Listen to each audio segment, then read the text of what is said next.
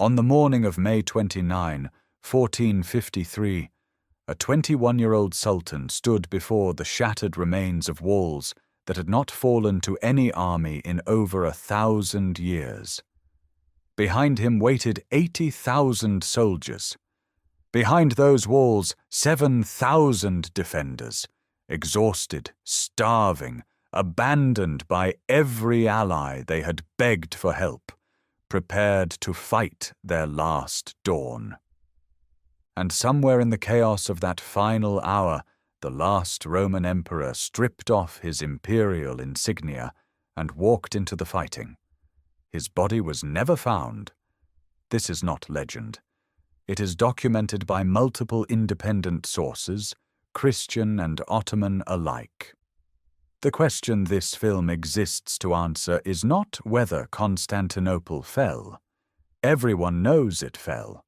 The question is how 7,000 men held the most powerful army on earth at bay for 53 days, and what single wound, what single unlocked gate, what single moment of fracture turned an impossible defense into an irreversible collapse. This is the complete reconstruction. Not the famous final morning alone, but the entire collision, from its first cause to its last consequence.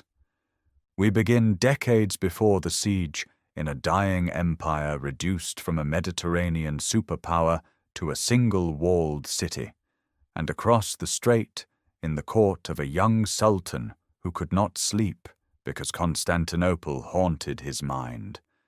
We will examine two military machines in full: the Ottoman war engine built on Janissary discipline, feudal cavalry, and the largest siege cannon ever cast, a bronze monster over 8 meters long, requiring 60 oxen to drag across Thrace. And against it, the Theodosian Walls, a triple fortification system that had broken every army for a millennium, defended by a garrison so thin that armed monks filled the gaps between professional soldiers. We will follow the commanders. Mehmed, brilliant and ruthless, overruling his own senior advisors who urged him to withdraw. Constantine XI offered safe passage if he surrendered his city, refusing every time.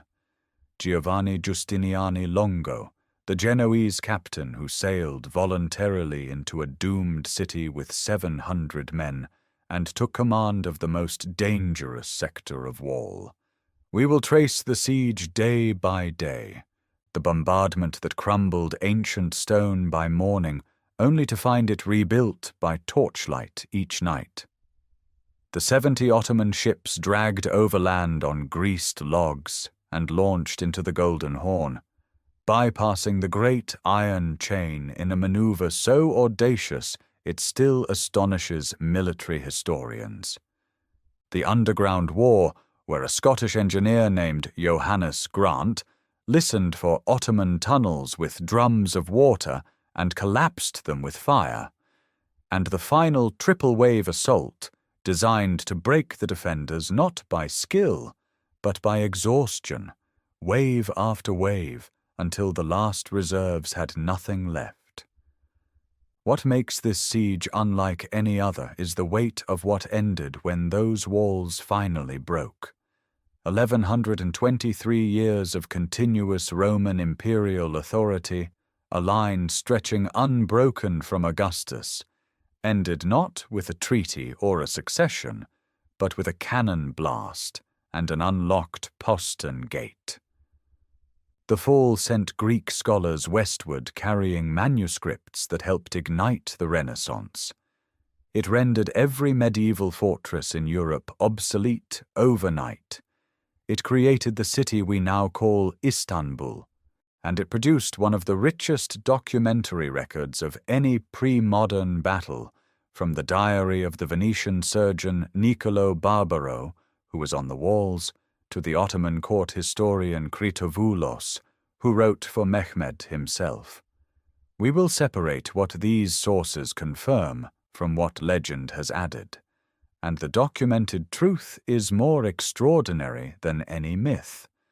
If you value complete reconstructions of the battles that shaped civilization, subscribe so you never miss what comes next.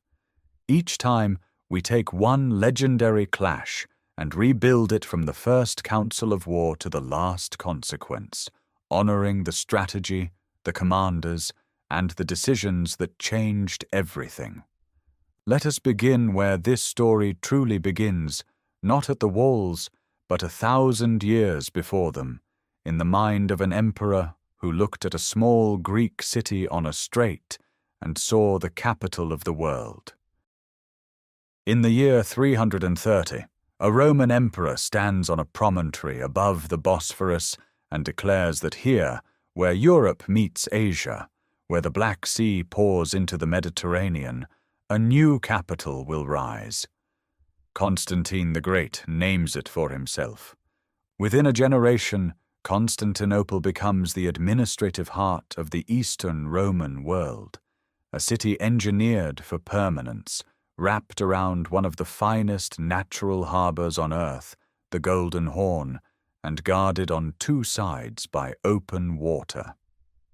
It is, from its first decade, a fortress disguised as a metropolis. For a century, the city grows beyond its original walls. By 413, the Emperor Theodosius II commissions the fortification that will define Constantinople's military identity for the next 1,000 years. The Theodosian Walls stretch 6.5 kilometers across the entire land. Approach from the Sea of Marmara to the Golden Horn. They are not a single barrier, but a layered killing ground. First a moat, 18 meters wide and 7 deep, then a low outer wall called the Paratekion, then the great inner wall rising 12 meters high and 5 meters thick, studded with 96 towers spaced at intervals of 55 meters. No army on earth in the 5th century possesses the means to break through all 3 layers simultaneously. And none does. The Huns reach the Theodosian Walls and turn away. The Avars besiege the city in 626 and fail. The Arab caliphates launch 2 massive sieges in 674 and again in 717, and shatter against the walls and the secret weapon called Greek fire that burns even on water. The Bulgars come, the Rus come, the walls hold. The empire behind those walls, however, does not hold its shape. Century by century the territory shrinks. The Arab conquests strip away Syria, Egypt, North Africa. The Seljuk Turks carve Anatolia from the empire after the catastrophe at Manzikert in Tentor, 71. The Fourth Crusade of 1204 inflicts a wound no external enemy ever managed. Latin crusaders sack Constantinople itself, ruling it for 57 years and leaving the restored Byzantine state a hollow shell. By 1400, the Ottoman Sultanate controls nearly everything the eye can see from the Theodosian towers.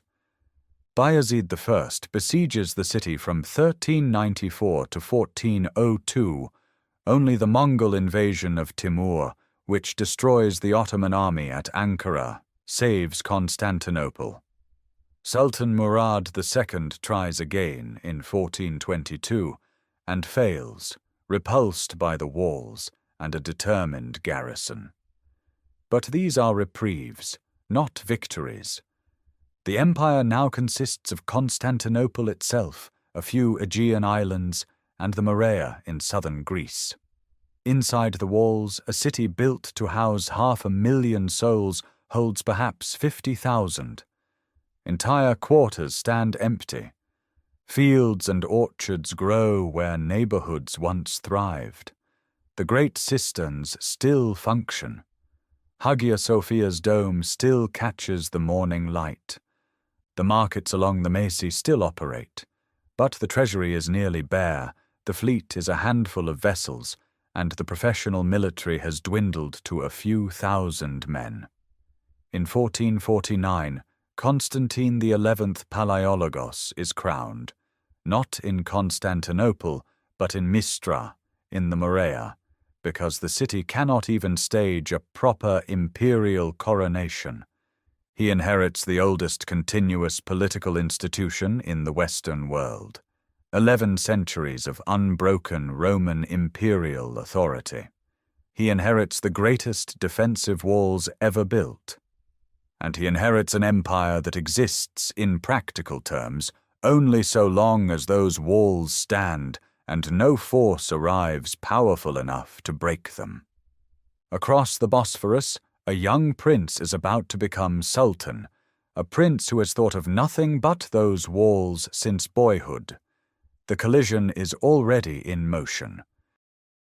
That prince is born in Edirne in 1432, the third son of Murad II, and from the beginning his path to power is neither certain nor smooth. Mehmed grows up in the provincial court at Manisa, governing Anatolia as a boy of 12 when his father briefly abdicates in 1444, an experiment that ends in humiliation when the Janissaries revolt and Murad returns to reclaim the throne. The boy learns a lesson he will never forget. Power is not inherited quietly. It must be seized, held, and proven beyond all challenge. When Murad dies in February of 1451, Mehmed is 19 years old. He moves swiftly. His infant half-brother, a potential rival, is eliminated within days, a cold act of dynastic consolidation that follows Ottoman precedent. The new sultan inherits an empire stretching from the Danube to central Anatolia, an army hardened by decades of Balkan campaigning, and a court divided between those who counsel caution and those who sense the young ruler's ambition. At the center of that ambition stands a single objective. The historian Critouvulos, who later writes for Mehmed himself, records that the Sultan could not sleep, that Constantinople haunted his mind, that he sketched fortification plans in the night, that he interrogated engineers about wall thickness and harbor depths. The obsession is not romantic. It is strategic. Constantinople sits astride the only water passage between the Ottoman territories in Europe and Asia. So long as a Christian emperor holds the city, the empire is bisected. So long as the walls stand, any Western crusade has a ready-made bridgehead on the Bosphorus. Taking the city would unify the Sultanate, fulfill a prophetic tradition attributed to the Prophet himself, and silence every vizier and rival who whispers that the young Sultan is untested. Mehmed begins not with armies but with diplomacy. In 1451 and early 1452, he renews peace treaties with Venice and Hungary, neutralizing the two powers most capable of intervening. He signs agreements with the Genoese colony at Galata, ensuring their commercial interests discourage resistance. He isolates Constantinople methodically, cutting away every potential ally before drawing the blade. Then comes the masterstroke of preparation. In April of 1452, Mehmed orders construction of a fortress on the European shore of the Bosphorus, directly across the strait from the older Ottoman fortress of Anadolu Hisari on the Asian side. The new fortification rises at the narrowest point of the channel, barely 700 meters of water separating the two continents. The site is chosen with a siege engineer's precision. Thousands of laborers work through the summer. Stone is quarried from ruined churches and ancient buildings. 3 massive towers anchor a curtain wall bristling with cannon emplacements. By August, barely 4 months after the first stone is laid, Rumeli Hisari stands complete, a fortress the Byzantines call the throat cutter. Its purpose is immediate and brutal. Cannon mounted in the towers can strike any vessel passing through the strait. The Black Sea grain trade that feeds Constantinople is severed overnight. When a Venetian ship attempts to run the passage in November of 1452, the fortress guns sink it. The crew is captured. The captain is impaled. The message reaches every harbour in the Mediterranean. The Bosphorus belongs to Mehmed. Constantine XI protests. He sends ambassadors. He receives no answer that matters. The diplomatic isolation is complete. No fleet is coming from Venice. No army is marching from Hungary. The Pope offers prayers and a handful of archers. Constantinople stands alone behind its ancient walls, watching the new fortress across the water, watching the grain ships turn back, watching the nights grow shorter toward spring. In Edirne, foundry fires burn through the winter. A Hungarian cannon maker named Orban is casting something enormous in bronze, something no wall in the world has ever faced. The Sultan who cannot sleep is almost ready.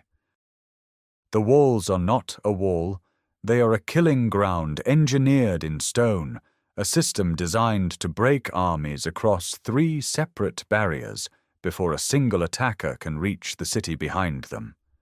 To understand what Mehmed's guns will face in the spring of 1453, it is necessary to understand what the Theodosian defences actually are, not as ruin, but as they stand in their full military logic, refined across 1,000 years of siege and repair. Construction begins in 413 under the direction of Anthemius, prefect to the young emperor Theodosius II.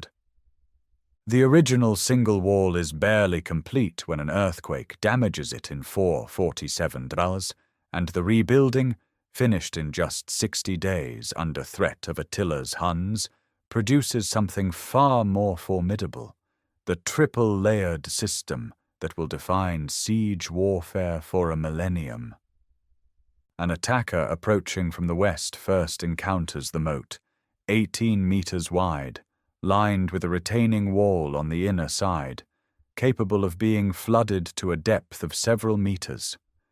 Beyond the moat rises a low breastwork, then the outer wall, the Paratychion, standing roughly 8 meters high with its own towers.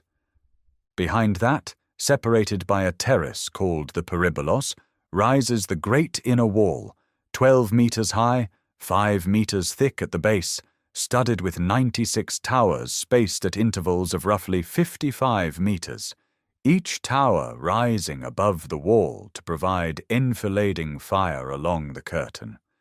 The towers are square or polygonal, designed so that an attacker who breaches one section of wall faces crossfire from towers on either side.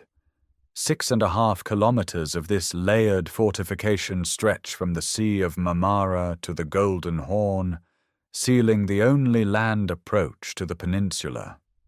Sea walls of lesser but still formidable construction encircle the remaining shoreline, bringing the total defensive perimeter to roughly 22 kilometers. The record of this system is extraordinary. Huns reach the walls and turn away. Avars besiege the city in 626 with 80,000 men and fail. The Arab sieges of 674 to 678 and 717 to 718, the latter lasting an entire year, shatter themselves against the same stones. Bulgars come and go. The Rus attack by sea and are repelled. For 800 years, no army on earth breaches the Theodosian walls by frontal assault.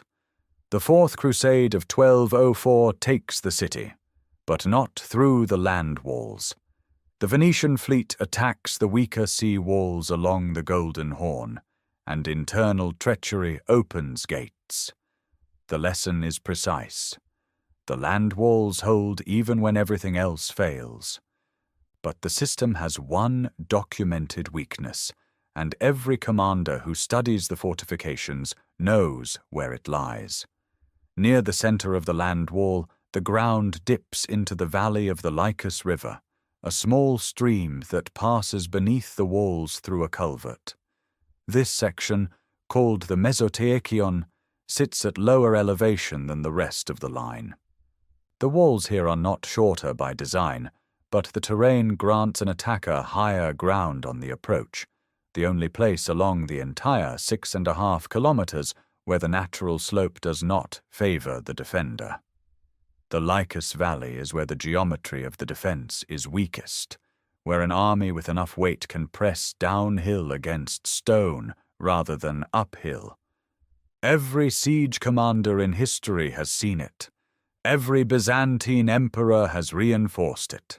And in the spring that is now approaching, it is exactly where Mehmed will position the largest cannon ever cast, exactly where Giovanni Giustiniani Longo will plant his standard, and exactly where the fate of 11 centuries of Roman continuity will be decided across 53 days of bombardment, repair, and assault.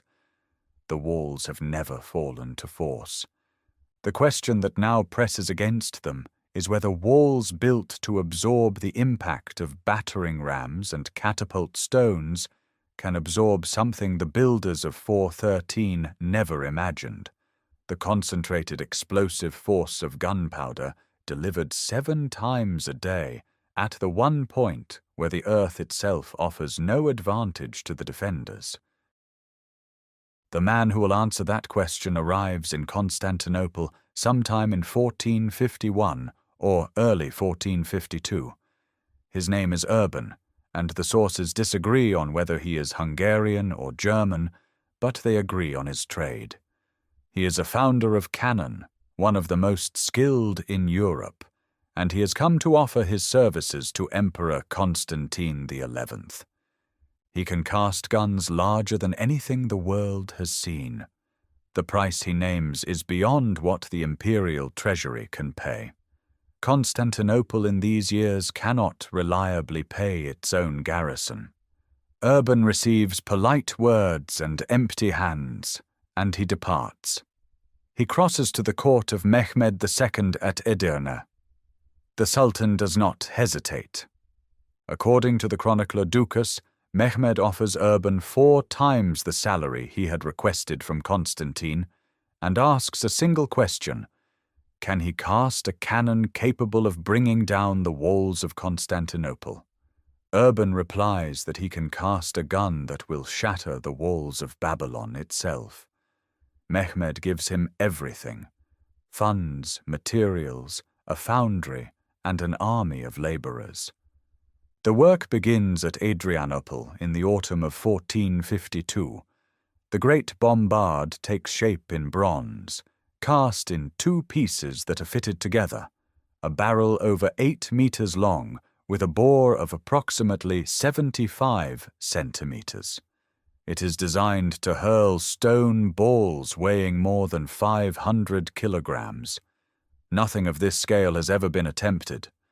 The casting process alone takes weeks, furnaces burning continuously, molten bronze channeled into the enormous clay mold, then the agonizing cooling period during which a single crack in the metal would mean starting over. In January of 1453, the bombard is test-fired outside Adrianople. The detonation is reportedly heard 15 kilometers away. A stone ball crashes into the earth at a distance that convinces Mehmed his weapon is ready. But the gun is only half the problem. Moving it is the other half. The distance from Adrianople to Constantinople stretches roughly 240 kilometers across Thrace. The bombard requires a carriage of reinforced timber. 60 oxen are harnessed to drag it. 200 men walk alongside to manage the road, lever the wheels through soft ground, and keep the barrel stable. Ahead of the column, teams of engineers level the road surface and reinforce every bridge along the route. The march takes weeks. Behind the great bombard comes the rest of the siege train. At least 14 additional large bombards and dozens of smaller guns, each with its own team of oxen, its own supply of stone shot, its own powder wagons. This is not a cannon being brought to a siege. This is the birth of a new kind of army, one organized around gunpowder as its central instrument of war. No European power has ever assembled anything comparable. The Ottoman siege train of 1453 represents a revolution in military logistics. The systematic manufacture, transport, and deployment of heavy artillery on a scale that transforms siege warfare from a contest of patience into a contest of firepower. The great bombard can fire approximately 7 rounds per day, slow by later standards, but each impact delivers a force the Theodosian Walls were never engineered to absorb. The walls were built to resist the horizontal pressure of battering rams and the arcing fall of catapult stones. A 500-kilogram ball driven by gunpowder strikes with concentrated kinetic energy at a single point, and the limestone and brick of the 5th century cannot distribute that shock the way they distribute the broad push of a ram. Urban's gun has a fatal flaw that will reveal itself during the siege. The tremendous forces involved will eventually crack the barrel itself, requiring field repairs under combat conditions. But that flaw lies weeks in the future. What matters now, in the early spring of 1453, is the column moving slowly westward across the Thracian plain, oxen straining, wheels grinding, powder wagons creaking under armed escort, carrying towards the greatest fortification in the medieval world, a weapon that belongs to a different age of warfare entirely. Ahead of it, scouts ride to confirm the road. Behind it, the Ottoman field army is mustering, and on the walls of Constantinople, the garrison watches the western horizon and waits. The letters go out through the winter of 1452 and into the new year, carried by fast ships slipping past the Ottoman watch stations on the Bosphorus, desperate appeals written on behalf of an emperor who rules a city and little more. Constantine XI writes to Rome, to Venice, to Genoa, to the court of Hungary. The language is urgent. The arithmetic is simple. Mehmed is coming. The walls need men. The responses arrive slowly, and each one carries the weight of political calculation rather than crusading fervor. Rome is willing to help, but the price remains what it has been for decades: full acceptance of the Union of Florence, the 1439 agreement that subordinates the Orthodox Church to papal authority. Most of Constantinople's clergy and population reject the union with a bitterness that runs deeper than fear of the Ottomans. The chronicler Ducas records a senior official declaring he would rather see the Turkish turban in the city than the Latin mitre. Yet Constantine accepts the terms because he has no alternative. Cardinal Isidore arrives with approximately 200 archers and papal blessing. It is not nothing. It is not nearly enough. Venice deliberates through committees. A relief fleet is discussed, debated, postponed. Venetian merchants in Constantinople send increasingly alarmed dispatches. Hungary, still recovering from the catastrophe at Varna in 1444, offers sympathy and silence. Genoa, as a republic, sends no official force, but Genoa produces the one man who will matter more than any fleet. Giovanni Giustiniani Longo sails into the Golden Horn in late January of 1453 with 2 ships and 700 professional soldiers recruited at his own expense from Genoa, Rhodes, and Chios. He is a specialist in fortification defense, experienced, respected, and he has come voluntarily. Constantine immediately appoints him commander of the entire land wall. It is an extraordinary grant of authority to a foreign captain, and it tells everything about how thin the emperor's resources are. Giustiniani surveys the 6.5 kilometers of Theodosian Wall, studies the vulnerable depression at the Mesotachion, where the fortifications cross the Lycus Valley, and begins organizing the defense around the one asset that cannot be manufactured, the skill of his small professional corps. George Francis, Constantine's trusted secretary, conducts a census of every man capable of bearing arms. The number he records is approximately 7,000, including monks who have taken up weapons and citizens pressed into service. 7,000 to hold 6.5 kilometers of land wall plus 14 kilometers of sea wall. Against them, the Ottoman field army numbers between 60,000 and 80,000 combat troops by modern scholarly estimate, though contemporary sources inflate the figure far higher. Across the mouth of the Golden Horn, the great chain rises from the water. Forged of massive iron links, each reportedly the length of a man's forearm, the chain stretches from a tower on the Constantinople shore to the walls of the Genoese colony at Galata on the opposite bank, suspended on floating wooden booms. It has blocked hostile fleets before. Behind it, a small squadron of Byzantine and Italian warships, perhaps 26 vessels in total, guards the harbour.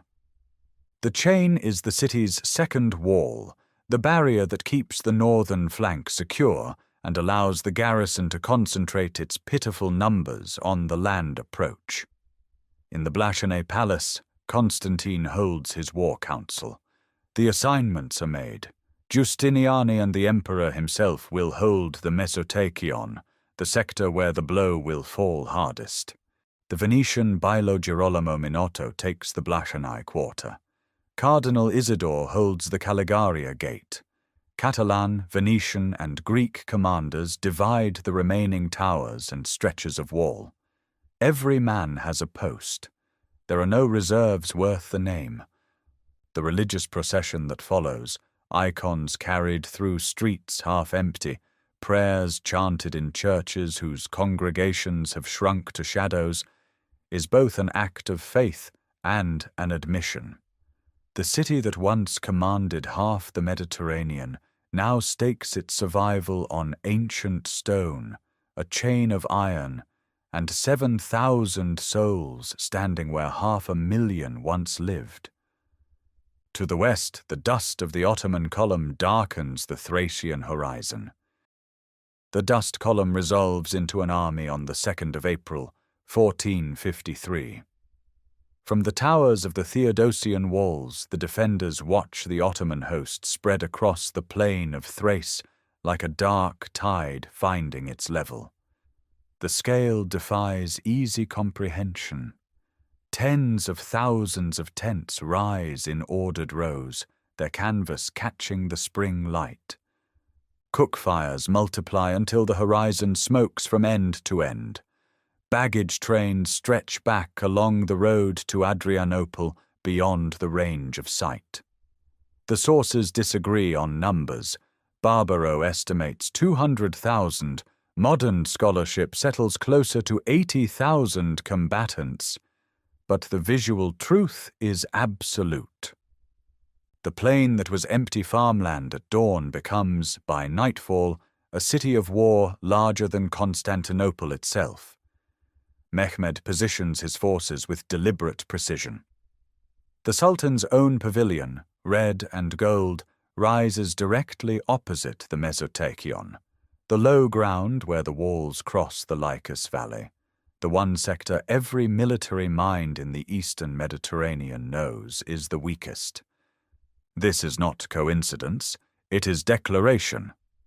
The Great Bombard, dragged 240 kilometers from Adrianople by 60 oxen over roads specially leveled for its passage, is maneuvered into battery position facing that same vulnerable stretch. 14 additional large cannon and dozens of smaller pieces are distributed along the line. To the north, troops extend toward the Blashanai quarter.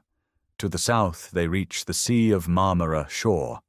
The entire 6.5 kilometers of land wall faces an unbroken Ottoman front. At sea, the fleet under Baltaolu, over 120 vessels, galleys and transports and smaller craft, takes station in the Marmara and probes toward the Bosphorus mouth of the Golden Horn. There the great chain holds, its massive iron links stretched taut from Constantinople's seaward tower to the Genoese colony of Galata across the water. Behind that chain, the small Christian fleet rides at anchor, perhaps 26 vessels in all.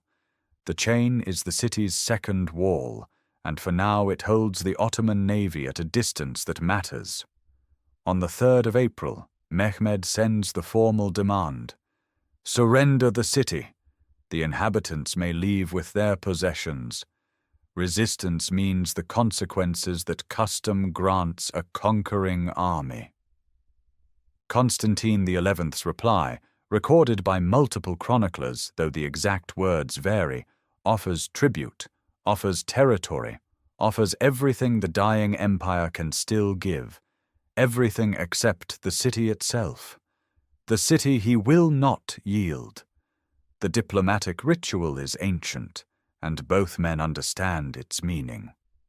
When the last envoy rides back to the Ottoman lines, the conversation between empires passes from words to iron. Inside the walls, Giustiniani completes his dispositions at the Mesotekion. His 700 Genoese professionals anchor the most critical 500 meters of wall, the stockade of earth-filled barrels and timber that reinforces the crumbling outer fortification where the bombard will strike. The Venetian Bailo Minotto holds the Blashanay with his marines. Cardinal Isidore and his 200 papal archers man the Caligaria gate. Greek commanders and armed citizens fill the gaps between. Constantine himself remains mobile, riding between sectors on horseback, visible to every man on the wall. The mathematics are brutal and plain. 7,000 defenders divided across 6.5 kilometers of land wall and 14 kilometers of sea wall means roughly 350 men per kilometer, in places far fewer. The Ottoman force opposite them outnumbers them by more than 10 to 1. There are no reserves to rotate exhausted troops. Every man wounded is a man irreplaceable. Yet the walls still stand, as they have stood for 1,000 years. The chain still holds. And somewhere beyond the western horizon, the defenders believe Venetian sails are gathering. On the morning of April the 6th, the first bombard stone will arc across the Thracian sky and strike the ancient fortification with a sound no living person in that city has ever heard. The first stone strikes on the morning of April the 6th, 1453, and the sound it makes is something new in the world. The great bombard roars from the Ottoman line opposite the Mesotekion, a detonation so deep it is felt in the chest before it reaches the ear, and the ball, a carved granite sphere weighing more than 500 kilograms, crosses the distance in a long, visible arc and hits the outer wall of the Theodosian fortification with a concussion that sends a plume of dust and shattered masonry skyward. Niccolo Barbaro, the Venetian surgeon keeping his diary inside the city, records the effect with clinical precision. The ancient stonework, built to absorb the impact of rams and catapult stones, shatters under a force it was never designed to meet. The bombard fires roughly 7 times per day.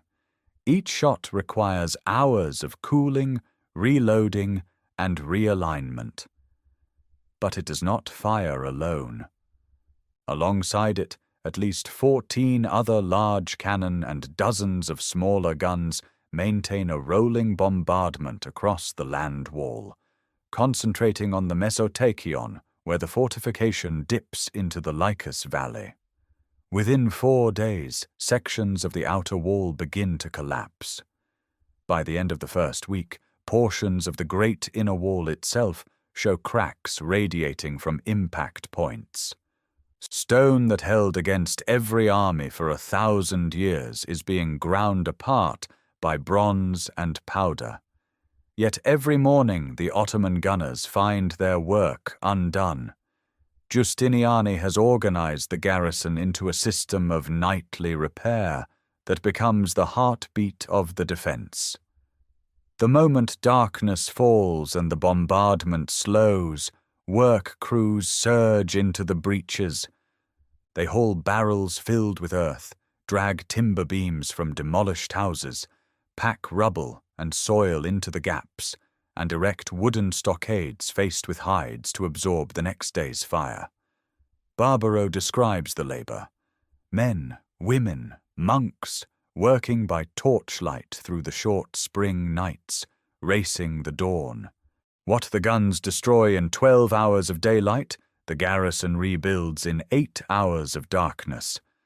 The wall is no longer stone, it is becoming something improvised, a living barricade of earth and wood and desperate ingenuity. But it holds. Mehmed watches from his red pavilion. The bombardment is working, the walls are visibly degrading, but the breaches are never open at dawn. The rhythm frustrates him. He orders assaults to test the repairs. On April the 12th, Ottoman troops probe the damaged sections near the Mesotachion and are driven back. The stockades, though crude, funnel attackers into killing zones where the defenders' crossbows and handguns concentrate their fire from above. Then, on April the 18th, Mehmed commits a major night assault. Thousands of troops advance against the Mesotachion and simultaneously against the Blakanai sector to the north, attempting to overwhelm the thin garrison at multiple points. The fighting lasts 4 hours in the darkness. Giustiniani commands at the critical sector, shifting his 700 Genoese professionals to seal every penetration. The assault fails. Ottoman losses are severe. Barbaro records them as heavy, though precise numbers are unreliable. The defenders lose men they cannot replace, but the line holds entire. 12 days into the siege, the pattern is set. The bombard speaks, the wall crumbles, the night crews rebuild, the assault breaks against the stockade. The Ottoman advantage in firepower is real, but not yet decisive. The defender's advantage in fortification is degrading, but not yet gone. Everything depends on time, on whether the garrison's strength and materials outlast the bombardment, on whether sails appear from the west carrying the relief that Constantine has staked everything upon. No sails appear. The guns resume each morning. And inside the walls, the supply of timber for the stockades grows shorter with every house dismantled, every beam dragged to the breach line. Across the Bosphorus, the Ottoman fleet rides at anchor, and Mehmed is already considering a solution to the problem the great chain still poses across the Golden Horn. The solution to the chain does not come from beneath the water or from any ram driven against its links. It comes from the land itself, from the hills behind the Genoese colony of Galata, and it begins with a humiliation that Mehmed will not tolerate. On the 20th of April, 4 ships appear from the south, 3 Genoese transports heavy with grain, arms and supplies sent by Pope Nicholas V, and 1 imperial Byzantine vessel that has joined them. They are tall-sided sailing ships, round-hulled, riding high above the waterline, and they carry the first real material hope Constantinople has seen since the siege began. The Ottoman Admiral Baltaoğlu moves to intercept with a force of perhaps 17 war galleys and numerous smaller craft. The engagement unfolds in full view of both armies, the defenders watching from the sea walls, Mehmed himself observing from the shore near the double columns on the Bosphorus. What follows is a mismatch of design. The Christian ships stand far higher than the Ottoman galleys. Their crews hurl projectiles and incendiary mixtures down onto the low-decked attackers. The Ottoman rowers struggle against a strong southerly wind that favors the sailing ships. Baltaoğlu's galleys close repeatedly, grappling hooks arcing upward, but they cannot scale the tall hulls. For hours the fight continues within sight of the city. Then the wind shifts, the Christian ships catch it, and they drive through the Ottoman line toward the chain. The boom is lowered, the 4 vessels pass into the Golden Horn, and the chain rises again behind them. The garrison erupts, supplies reach the city. The Ottoman fleet has failed in open view of its sultan. Mehmed's rage is documented by multiple sources. Baltaoğlu is publicly beaten and stripped of command. Ducas and Barbaro both record the disgrace. But the Sultan's mind is already moving past punishment toward geometry. The chain cannot be broken. The fleet cannot pass it. Therefore the fleet must go around it. On the night of April the 21st into the 22nd, Mehmed executes one of the most extraordinary logistical operations in the history of siege warfare. Approximately 70 Ottoman vessels, mostly smaller galleys and fusti, are hauled from the Bosphorus shore up and over the hill behind Galata, on a road of greased wooden cradles and rollers. The distance is roughly 1.5 kilometers. Oxen strain in teams, drums beat cadence, soldiers haul on ropes. The ships move across the ridge in darkness, their masts cutting against the night sky, and slide down the far slope into the waters of the Golden Horn. When dawn breaks on April the 22nd, the defenders on the harbour walls look north and see what should be impossible. Ottoman masts inside the Golden Horn, beyond the chain, in waters that have been sanctuary for 1,000 years. The chain still holds across the harbour mouth. It is now irrelevant. The strategic consequence is immediate and devastating. Constantinople's defenders must now man the sea walls along the Golden Horn, roughly 3.5 kilometers of fortification that had been considered safe behind the chain. These walls are lower and thinner than the Theodosian land walls. They were never designed to face serious assault. Every soldier posted to the harbour walls is a soldier taken from the Mesotachion, from the Blachanae, from the sectors where the bombardment falls daily. A garrison of 7,000, already stretched across 6.5 kilometers of land wall, must now cover 10 kilometers or more. The Byzantines attempt a counterstroke.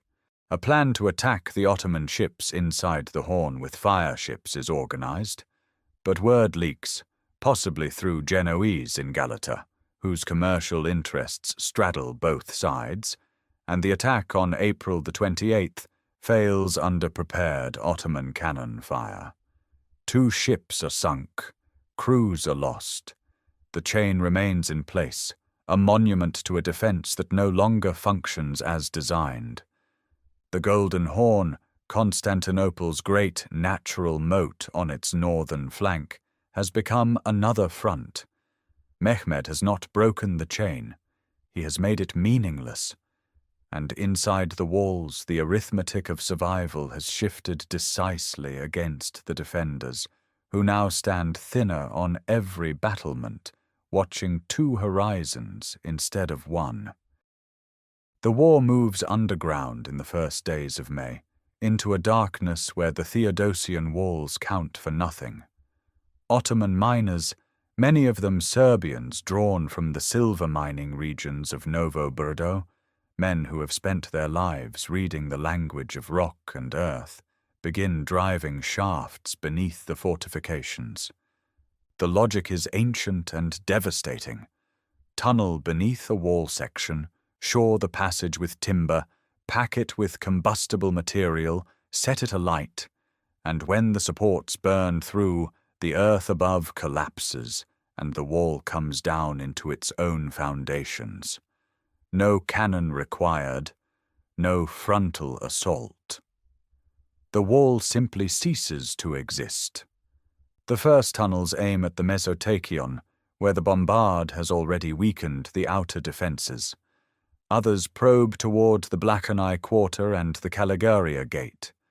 The work proceeds in shifts, by torchlight, the miners hauling spoil back through narrow passages barely wide enough for a man to crawl. Above ground, the bombardment masks the sound of digging. The defender's answer carries a name, Johannes Grant, identified in the sources as Scottish, though some scholars argue he may have been German.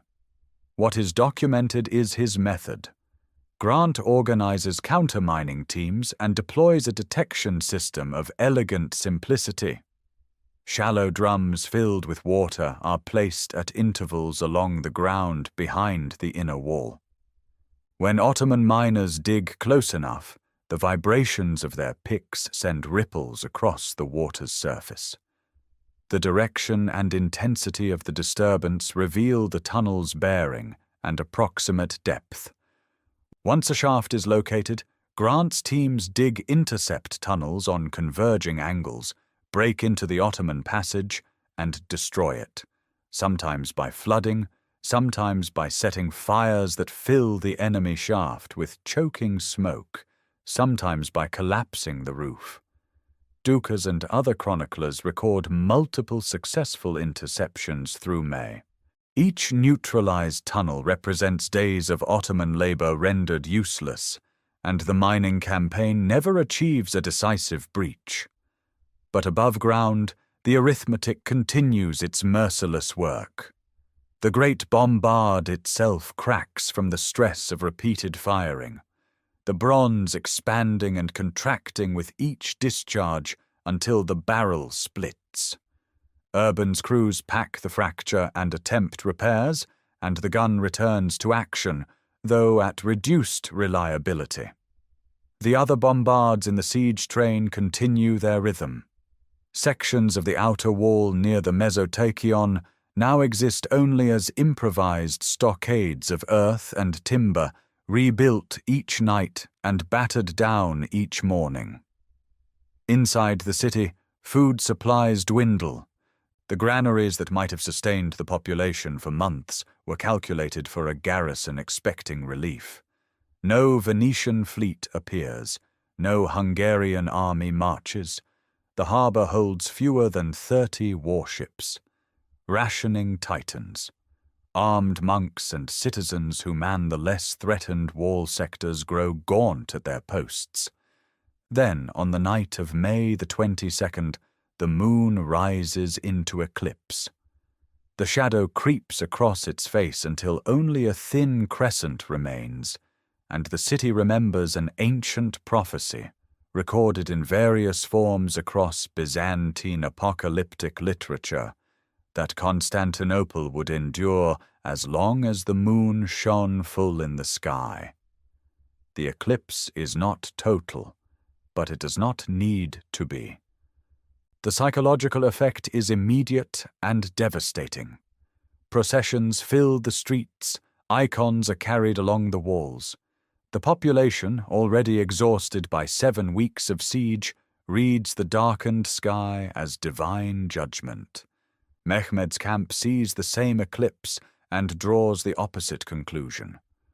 Ottoman morale, strained by heavy casualties and the failure of the mining campaign, finds renewal in what appears to be a celestial sign of favor. The Sultan's astrologers confirm what the army already wants to believe. The walls still stand. Grant's counterminers still listen at their water drums in the dark beneath the Theodosian foundations. The chain still stretches across the Golden Horn, though Ottoman ships already ride at anchor on the wrong side of it. But the balance has shifted in a dimension no engineer can measure and no stockade can repair.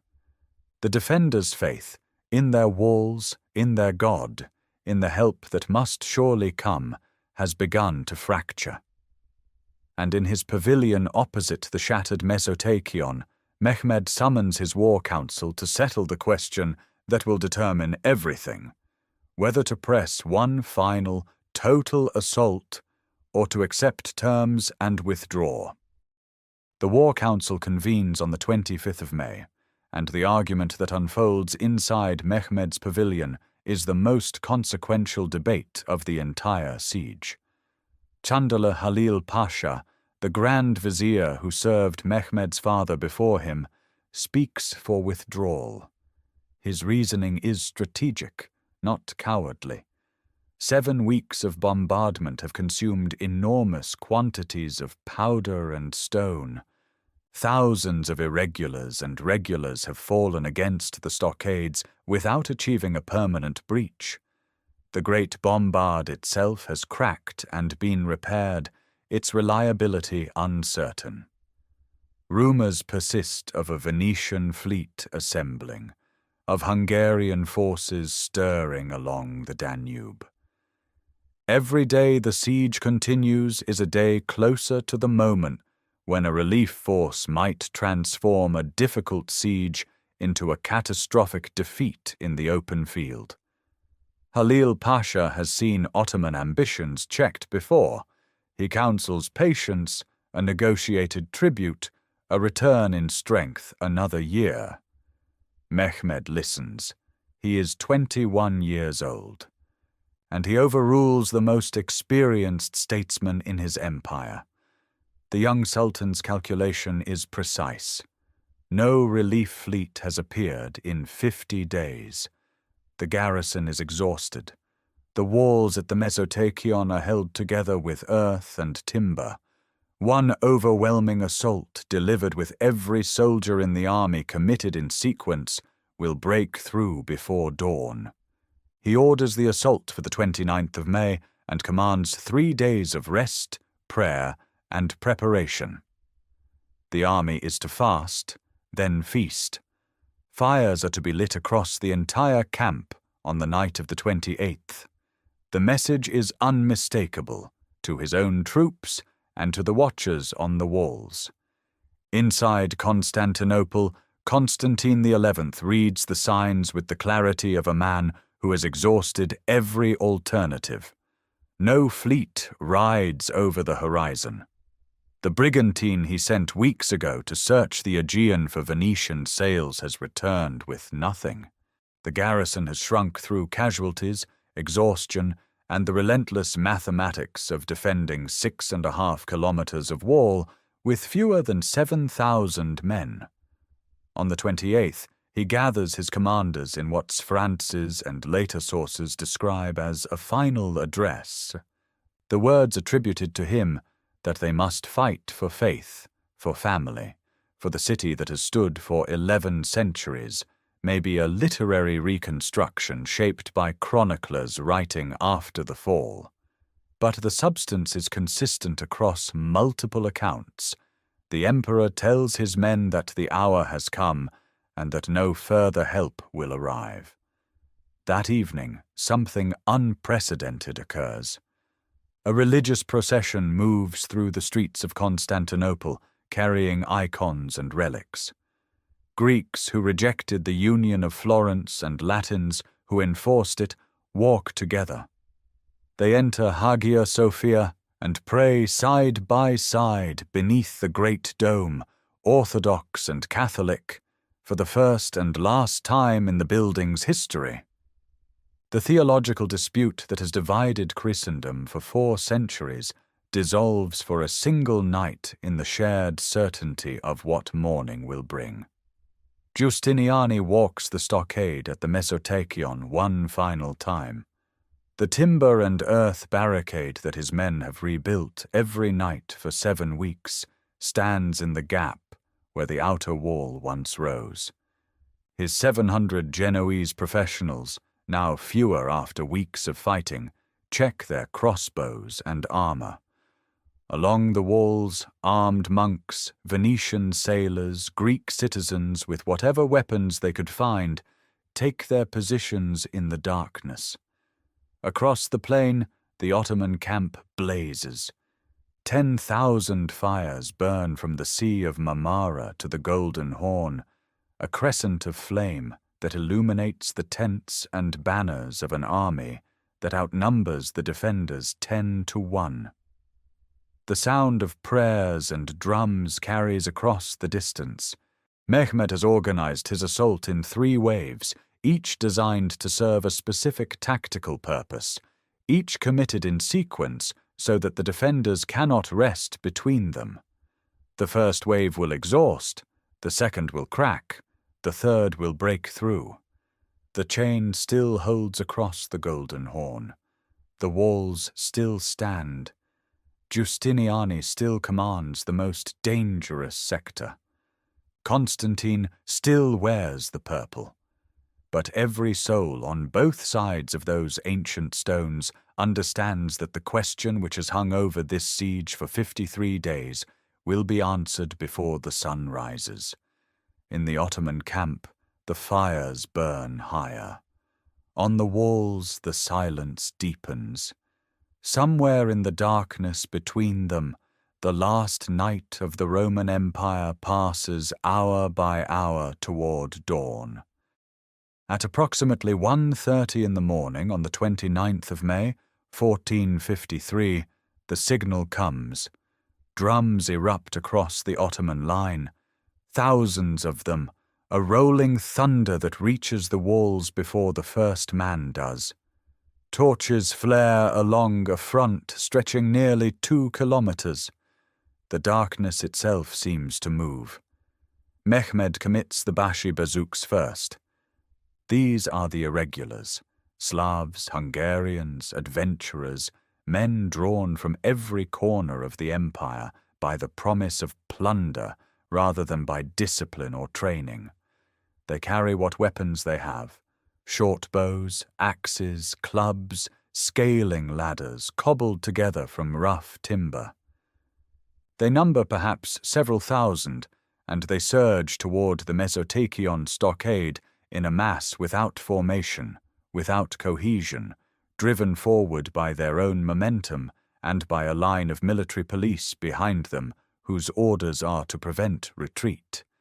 This is not an assault designed to succeed. It is an assault designed to cost. Giustiniani understands immediately.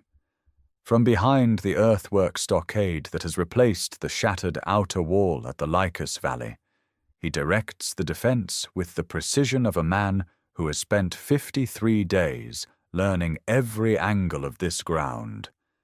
His 700 Genoese professionals anchor the line. Byzantine soldiers and armed citizens fill the gaps.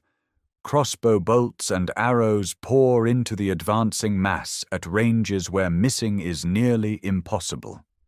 The stockade holds.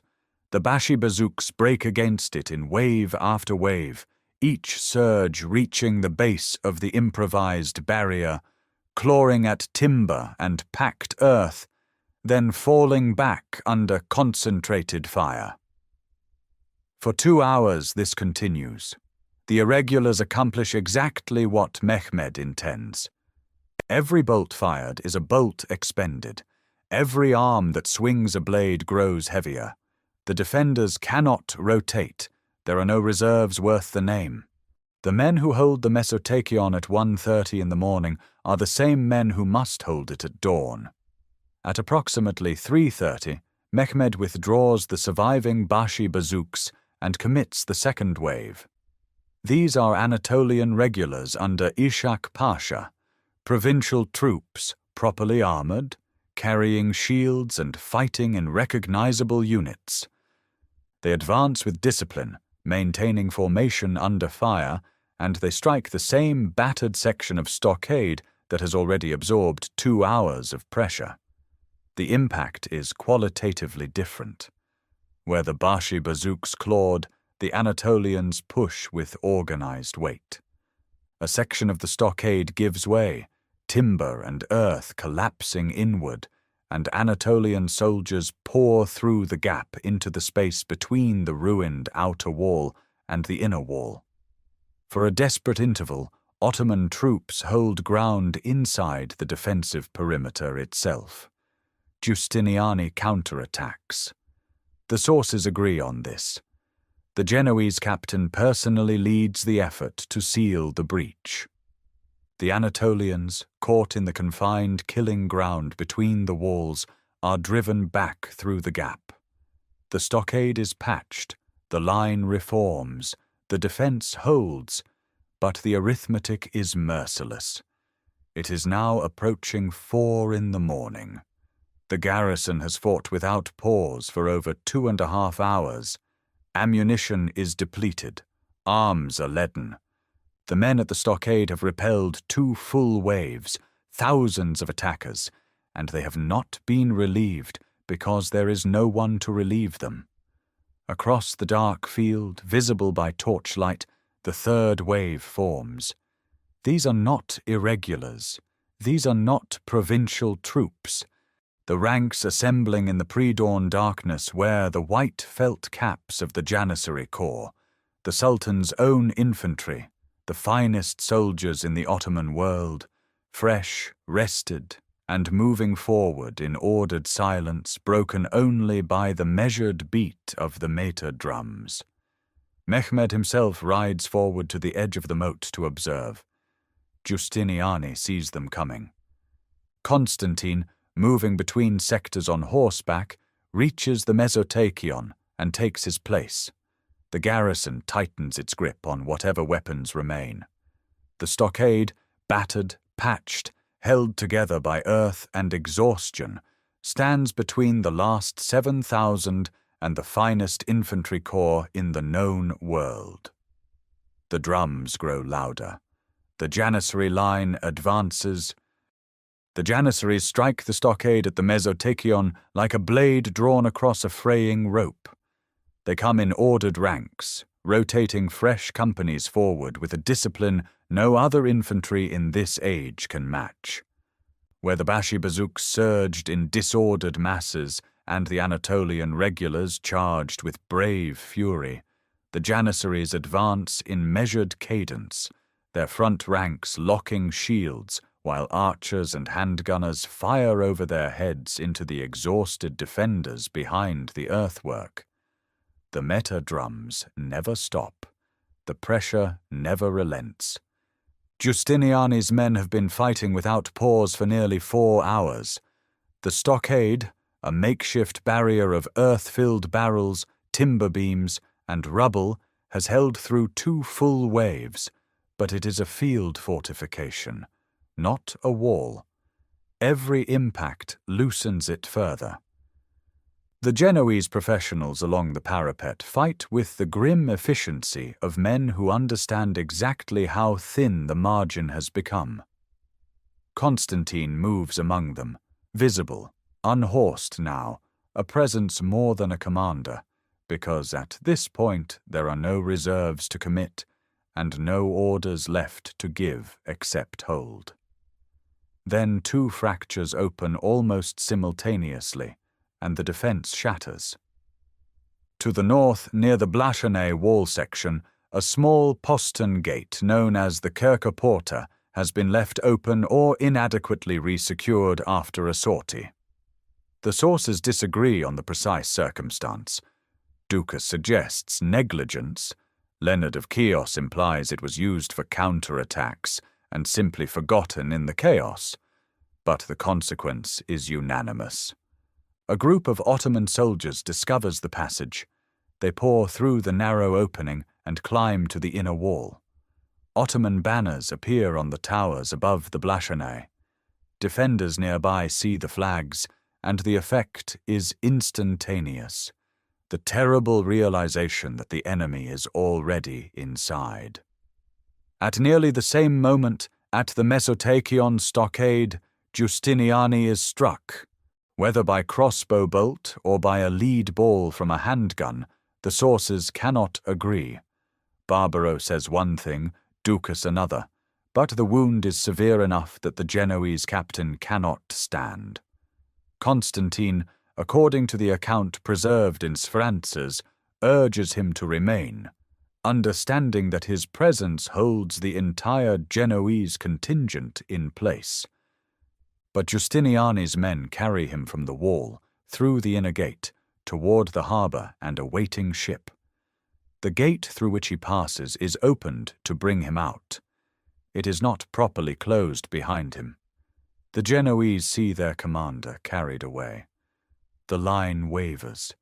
Men begin to fall back toward the harbour, toward the ships, toward escape. The stockade, held for 4 hours by will and professional discipline, empties in minutes. The Janissaries feel the resistance dissolve and surge forward, over the earthwork, through the gaps, into the space between the outer and inner walls. Ottoman banners rise on the towers of the Mesotachion. Constantine XI sees the banners. He sees the Genoese withdrawal. He understands that no reserve exists, that no relief fleet will round the point, that the walls his predecessors held for 1,000 years have been breached in 2 places at once. What happens next belongs partly to documented record and partly to legend that grew in the decades after. Sphrantzes, who was not at the gate but knew the emperor intimately, records that Constantine said the city had fallen and that he would not survive it. Later sources add the detail of imperial insignia cast aside. What the evidence supports is this. Constantine moved toward the fighting near the gate of St. Romanus and was never seen alive again. His body was never conclusively identified. Ottoman accounts claim a body was found and the head presented to Mehmed, but the identification remains uncertain across every surviving source. By the time the first grey light touches the Sea of Marmara, organized resistance along the land walls has ended. Ottoman troops flood through multiple breaches, spreading into the streets beyond.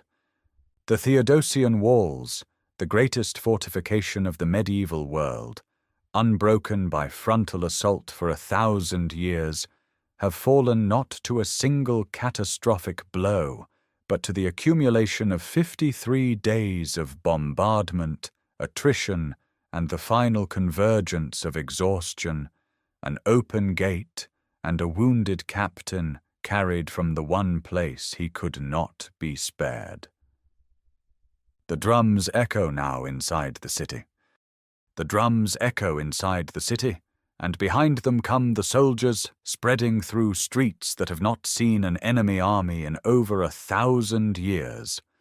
The Ottoman troops fan outward from the breaches along the Mesotachion and from the Kerkoporta in the Blashanai quarter, moving through neighborhoods where doors are barred and churches are filled with civilians who have gathered since before dawn, praying for a miracle that will not come.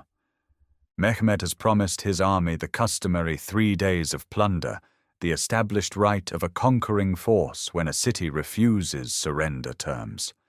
The taking of captives begins immediately. Thousands of Constantinople's remaining inhabitants, scholars, merchants, clergy, women, children, are seized and claimed as property. Kritovolos, the historian who writes for Mehmed himself, records the scene with restrained precision. Households divided, churches entered, icons stripped from walls.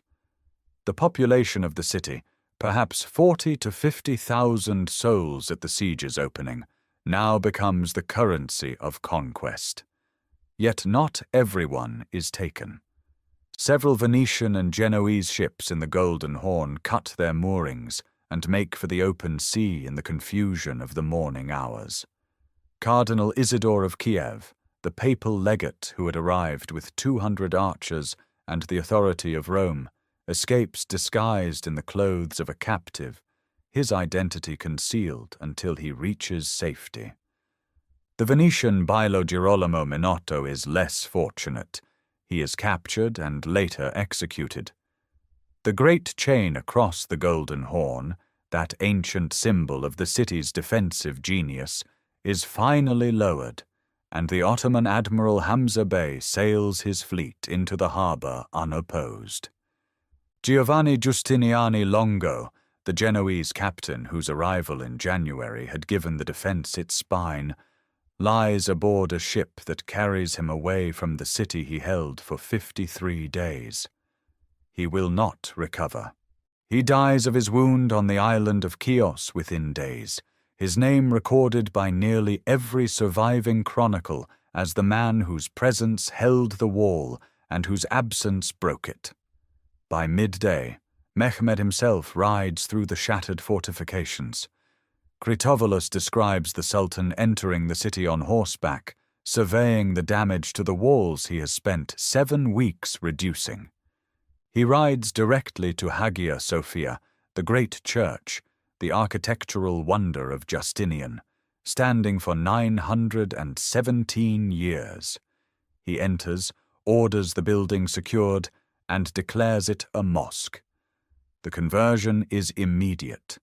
The greatest church in Christendom becomes the greatest mosque in the Ottoman world in a single afternoon. Later, Mehmed visits the ruined Blakenay Palace, the imperial residence of the last dynasty. The halls are empty, the mosaics cracked, the throne room silent. The historian Tursun Beg, who accompanies the Sultan's court, records that Mehmed murmurs a Persian verse attributed to the poet Ferdowsi, lines about the spider spinning its web in the palace of the Caesars, the owl sounding its call from the towers of Afrasiab. Whether the Sultan truly spoke these words or whether Tursun Beg placed them in his mouth as literary convention, the moment captures something the sources agree upon. The young conqueror understood the weight of what had ended. Mehmed reportedly curtails the 3 days of plunder before the full period expires, though sources disagree on the exact timing. He orders the city repopulated, issuing calls for settlers from across his domains. Constantinople, which he will reshape as Istanbul, his imperial capital, is not to be a ruin.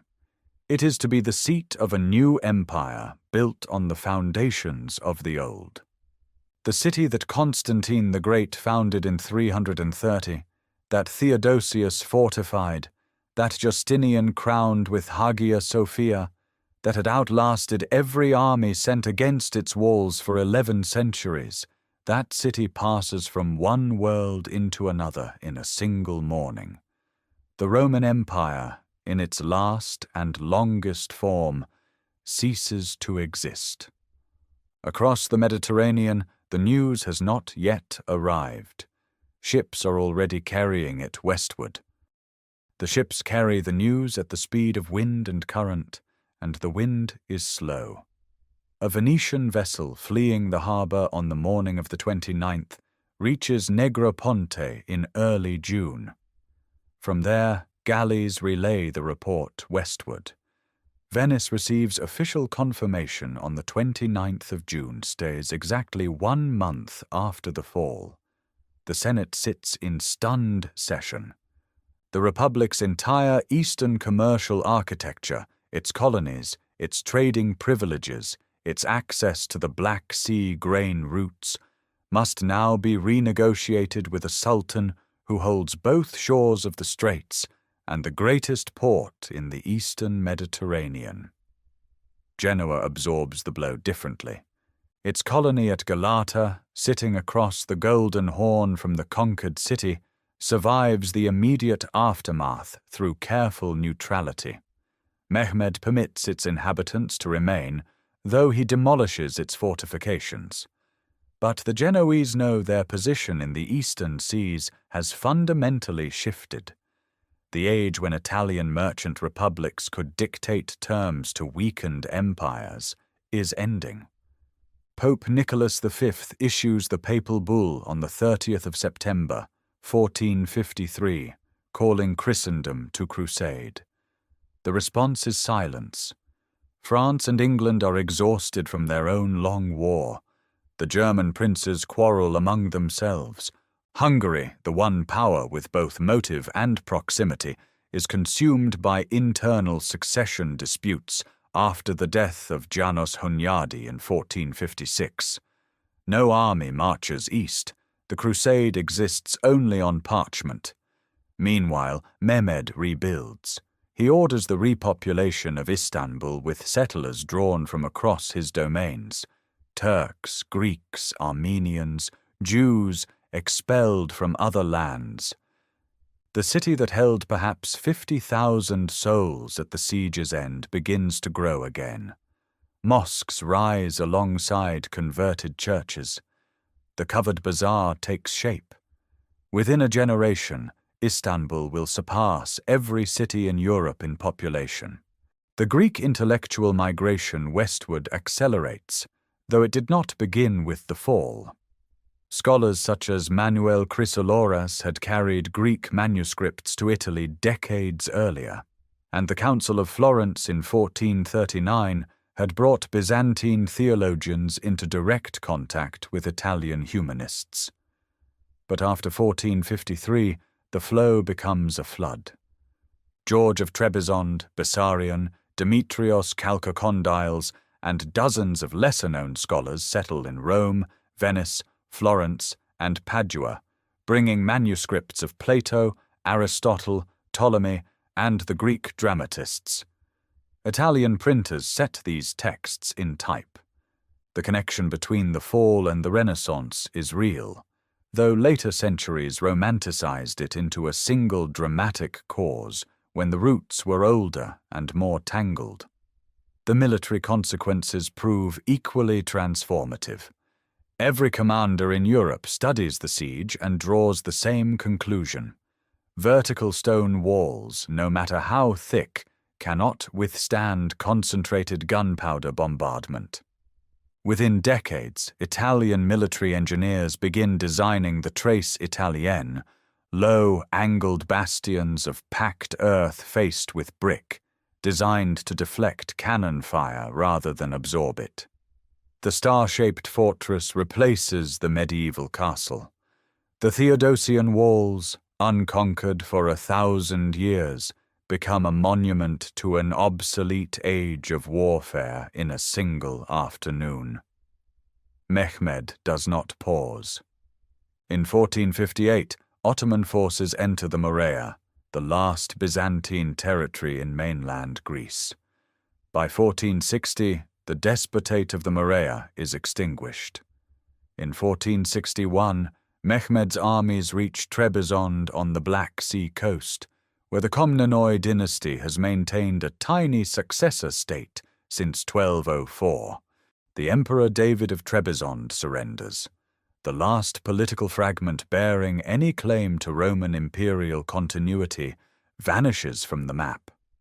11 centuries and 131 years after Constantine the Great dedicated his new capital on the Bosphorus, the civilization he set in motion has no sovereign territory anywhere on earth.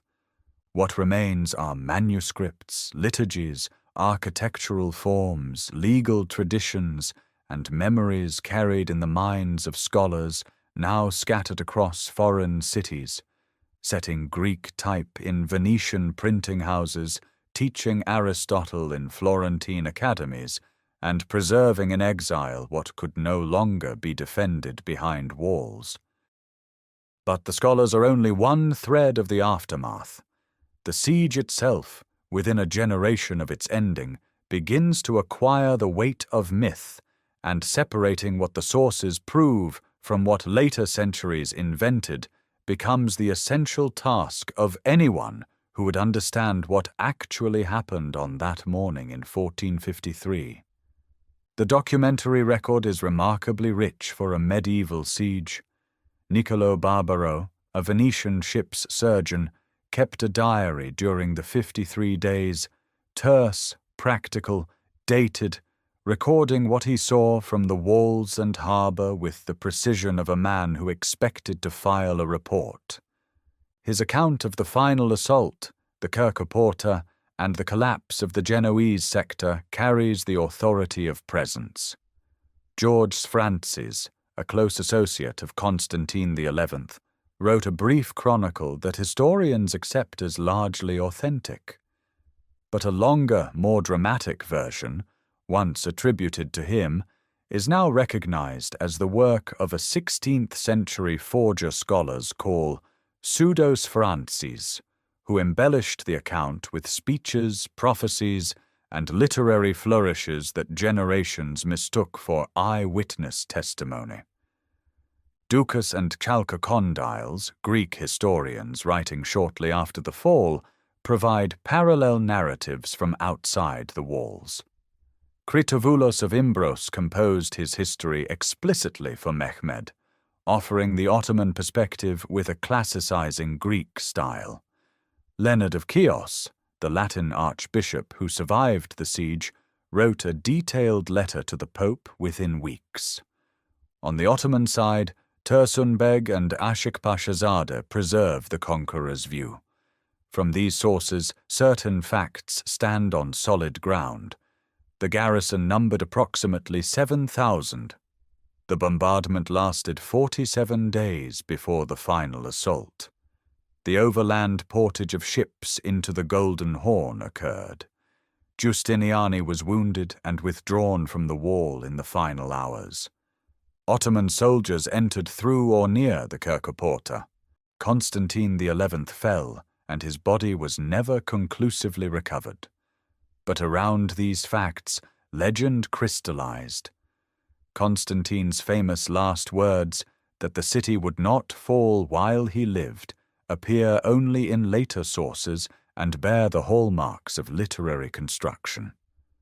The Marble Emperor prophecy, holding that the last emperor would be turned to stone and placed beneath the Golden Gate to awaken when the city is liberated, belongs to post-conquest Greek folklore, not to any contemporary chronicle. The priest who supposedly carried the holy vessels into the wall of Hagia Sophia, to emerge only when the liturgy resumes, is pure legend, beautiful, enduring, and entirely undocumented before the 16th century. The physical evidence endures. The Theodosian Walls still stand along their 6.5-kilometer course, patched and weathered. The Mesotachion depression still visible where Giustiniani held his stockade. Fragments of the Great Chain rest in Istanbul's archaeological museums, iron links heavy enough to require 2 hands to lift. Hagia Sophia's interior bears the marks of both civilizations that claimed it. Christian mosaics uncovered beneath Ottoman plaster, the mihrab oriented toward Mecca, set beside the original apse. The siege endures because it sits precisely on the fracture line between 2 ages.